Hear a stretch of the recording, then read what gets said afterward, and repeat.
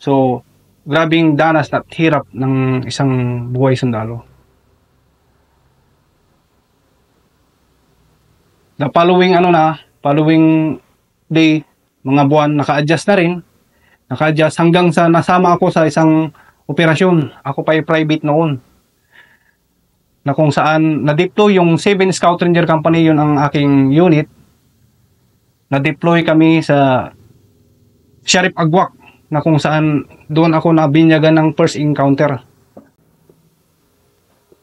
Mahirap pala. Buti kamo nung nagkaputukan, kasi nung pagdating namin doon, binaba kami ng sakyan, lakad kami, nag-halt, nag-map check, tapos lakad, nagkaputukan. Ganon pala yung first engagement mo. Matutulala ka na mga split of 10 seconds na hindi ako naka-react. Buti na lang hinila ako ni Corporal Kamat noon, ang aking team leader. Hanggang sa naka-adjust na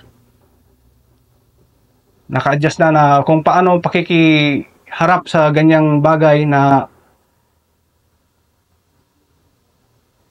kumbaga pakikipaglaban sa ating mga kalaban sa gobyerno.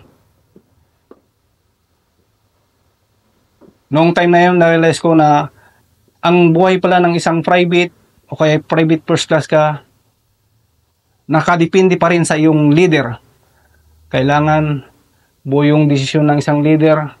Alam niya yung ginagawa niya, matuturuan niya yung mga tao niya para may apply yung mga SOPs ng isang Ranger SOPs, mga procedure para sa pakikidigma o kaya pakikipaggira sa ating mga kalaban.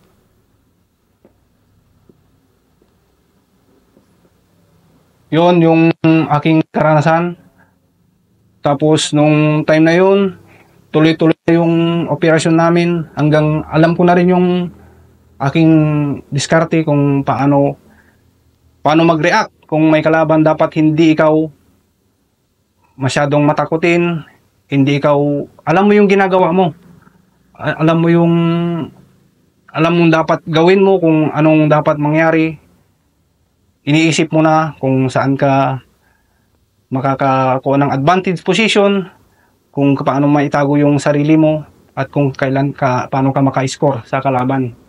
Hindi lang tapang, hindi lang padalos-dalos ang isang desisyon ng pakikipagdigma, pakikipaglaban.